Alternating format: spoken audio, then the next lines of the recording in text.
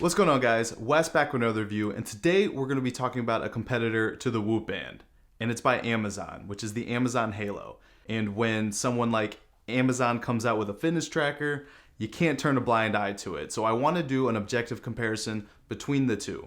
We're talking about similarities and differences. And full disclosure, if you haven't seen the channel, I am an avid proponent of the Whoop Band and will continue to be even after all the research I've done for the Halo Band. So this will be an objective review, but I'll put in my 2 cents here and there. So let's start with the differences and what the Halo Band has to offer. First, the Body Fat Scan Analyzer. This is the most interesting to me because if you haven't seen my video on body fat scales, they're just completely inaccurate. You can use them as a good metric for your consistent progress, but for me to say that I'm 13% body fat because my body fat scale says I am is something that you just don't want to do. What Amazon is stating about their body fat scan analyzer is that it's 2 times more accurate than these at-home body fat scales, and it's comparable to industrial scales that you'll go like a DEXA scan or something. What I found when reading into the Amazon Halo white paper is that it purely uses your smartphone. So to me, if this is something that Amazon sees value in, they'll eventually come out with it as a separate offering versus just offering it along with the Halo Band. The next up is the tone analyzer, and this isn't something I'm interested in at all. The one thing I need is another Amazon device, especially one that I'm going to be carrying around with me everywhere that can listen in on me. But according to their white paper, as soon as the data is processed on Amazon's end, it's completely deleted and is not used for anything. I've also heard similar things about the Alexa and just whisper something and all of a sudden it's popping up everywhere. I'm sure you've experienced that. But with that being said, you do have the ability to turn off the microphone. And what this tone analyzer does is that it's going to listen to your conversations with others or just anything that you're saying and give you exactly what mood you're projecting out, because you may sound apologetic, but you don't sound that way to others. And then you can make adjustments from there to make yourself a better person when projecting out to other people and communicating. And then the last difference I want to talk about is this third-party integration.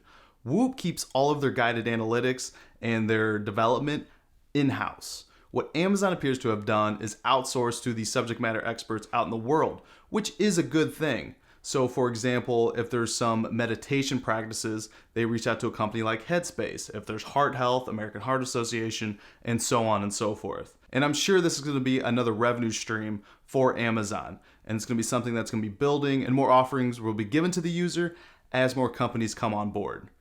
Now let's talk about the differences of what the Whoop strap has that the Amazon Halo Band doesn't have.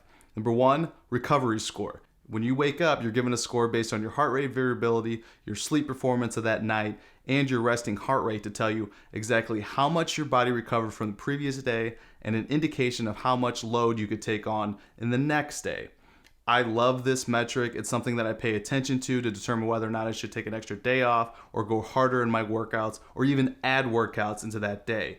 It's something proprietary to Whoop, and I haven't seen it in any other fitness tracker prior.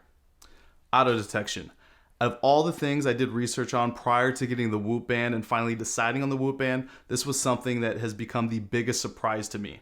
As an avid user of numerous fitness trackers, including the Apple Watch, the biggest headache would be getting through a workout and realizing you didn't start the workout on your band. So what you would have to do is go in and manually, and you're trying to think, okay, when did I actually start? And it just becomes a complete headache. Or I'll just go throughout the day and just completely forget about it in general. What the Whoop Band has is the auto detection. And I've seen some people complain about the accuracy of it, but for me, it's been right on the money. Let's talk about things they both have. Let's talk about cost. There are monthly subscription models on both devices. And there are discount codes, like right now the Amazon Halo is in early access, so it's $65 versus $100, which will be normally up front. Or like in the Whoop Band, I've got discount referral codes that I'll put in the description that'll give you like a free band and a free month. That way there's no upfront costs. But to make it fair, we're gonna look at no discounts and what it's gonna be for an entire year. So normally the Amazon Halo Band is gonna be $100 up front, and then a free 6-month subscription, and then $4 per month thereafter, bringing your total to $124 for an entire year. The Whoop Band for a year, if you commit up front, is going to be $288. No upfront cost, but you'll be paying more per month at $24. The next thing I want to talk about is suggested changes. So the good thing about these devices is what changes you can make throughout your day to help improve your metrics. The Amazon Halo is going to push suggestions towards you for any given thing. Like one thing they talk about are different experiments and challenges that they want you to complete. And when you're sleeping, here's the suggested changes that they believe you should make to help improve your sleep. Whoop, on the other hand, has a journal. And every morning you're going to complete this journal of various things, taking magnesium, CBD, did you have sex, and like a whole bunch of various things. And then at the end of the month, you're going to get a monthly assessment and it's going to give you a complete data breakdown. It doesn't push any suggestions towards you. It is something that you have to do your homework on. Take a look at the data and decide what changes you think you should make to help improve. That takes more work, but someone like me who's a complete data nerd, I love seeing the upfront data and let me decide what I should be doing to help improve my health. There should be some humility in that. The suggested changes would help aid and make changes that I otherwise probably wouldn't make. So in that sense, it's up to you to decide exactly which one is right for you. Daily activity score. The Amazon Halo has created a ring similar to the Apple Watch in which you should complete. And it'll do things like if you're walking, running, or any other activity, if it qualifies as a strenuous activity, it's going to add to your score.